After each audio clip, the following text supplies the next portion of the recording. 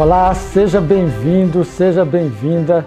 Estamos na terceira fase de estudos da lição da Escola Sabatina neste ano. É o terceiro trimestre, uma terceira série, e esta falando do livro de Efésios. E neste vídeo eu quero fazer uma breve introdução ao tema do trimestre e convido você a orar comigo nesse momento. Pai de amor, muito obrigado pela oportunidade de iniciarmos uma nova série de estudos da Tua Palavra e desta feita sobre o livro de Efésios. Que Teu Santo Espírito nos ilumine a compreensão daquilo que foi divinamente escrito. Nós oramos em nome de Jesus. Amém. Obrigado você por ter conectado, por estar participando conosco, e faço um apelo para que você continue nas próximas 13 semanas. O livro de Efésios é um livro extraordinário, são poucos capítulos, mas vai demandar de um aprofundamento, de um estudo bem mais pormenorizado de cada um deles. Eu quero falar inicialmente sobre a cidade de Éfeso. Essa cidade ela foi um referencial comercial e religioso muito forte da Ásia Menor. Para você ter uma ideia, tente localizar no Google uma cidade que tenha 250 mil habitantes aproximadamente, e você terá uma ideia contemporânea da população da cidade de Éfeso. Ela era a quarta maior cidade do Império Romano, e quando Paulo esteve visitando essa cidade pela primeira vez, foi por volta do ano 52. Esse registro está no capítulo 18 de Atos. Depois ele voltou e passa ali 3 anos na cidade, já por ocasião da sua terceira viagem missionária. Isso em torno do ano 53 a 56 da nossa era. Nessa ocasião, ele escreveu, segundo os estudiosos, a carta também de 1 Coríntios. Já no ano 62, Paulo escreve essa carta aos Efésios, provavelmente já na prisão na cidade de Roma. Nós temos aí então um resumo do que seria essa cidade de Éfeso. Sobre a carta, uma curiosidade é que ela foi escrita para ser lida em voz alta nas igrejas. Era uma espécie de sermão, para nós hoje é uma fonte extraordinária para mensagens, mas era uma carta e direcionada à igreja, então deveria ser lida de forma pública, em voz alta, para apresentar o tema que Paulo desejava demonstrar os membros daquela comunidade. A ideia central dessa carta é que todas as coisas convergem para Cristo. Acho importante considerarmos isso.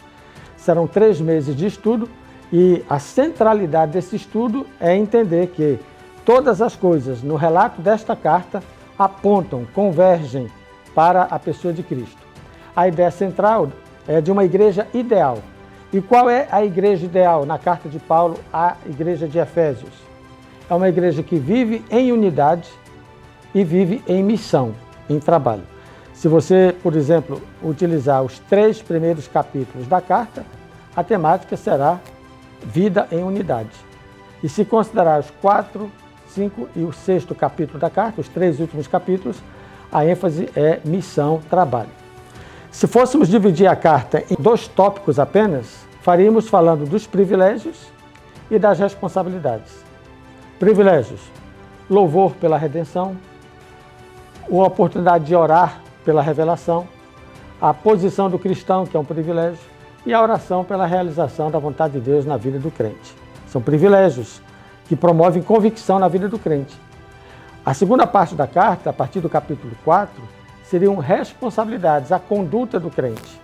Então, a primeira parte fala da convicção do crente, a segunda parte da conduta do crente. São cartas que pontuam fé e obras, a experiência da conversão, mas também a experiência da vida cristã. Dentro desse aspecto da responsabilidade, aí vem a unidade da igreja, a santidade de vida, a responsabilidade do cristão perante o mundo, e fechando o capítulo 6 e a carta de Efésios, nós temos a conduta do cristão no conflito. É um tema que vai ser trabalhado já no final da lição da Escola Sabatina desse trimestre. Bom, como introdução à lição desta nova série, eu desperto você para o propósito da carta. E o propósito da carta é animar a igreja em como manter-se fiel em tempos de dificuldades. Portanto, 2 palavras vão tramitar no transcurso desses estudos: discipulado e identidade. Ok? serão palavras fortes e que devem marcar os nossos passos nesse estudo da lição desse trimestre, baseado no livro de Efésios, ok? Metáforas. 4 metáforas são utilizadas no texto e durante o tempo que estudarmos a lição, vamos passar por essas metáforas em que a igreja é apresentada como corpo, como templo, como noiva e como exército. E eu abro aqui um parêntese e peço permissão aos demais internautas que ainda não são adventistas do sétimo dia. Nós temos uma escritora, Ellen White, que em uma de suas visões, uma das primeiras visões, ela contemplou 50 textos da Bíblia. Ela segurava uma Bíblia grande e ia apontando os textos, né? Desses 50 textos que ela apontou em visão, 3 deles são do livro de Efésios.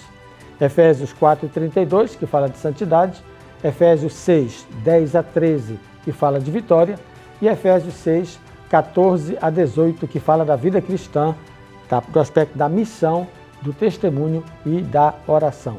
Então, esse aqui é o esboço geral da lição para esse trimestre.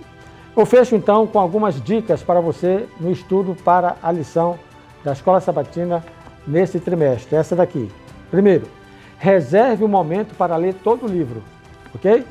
E leia o livro em voz alta, o livro de Efésios.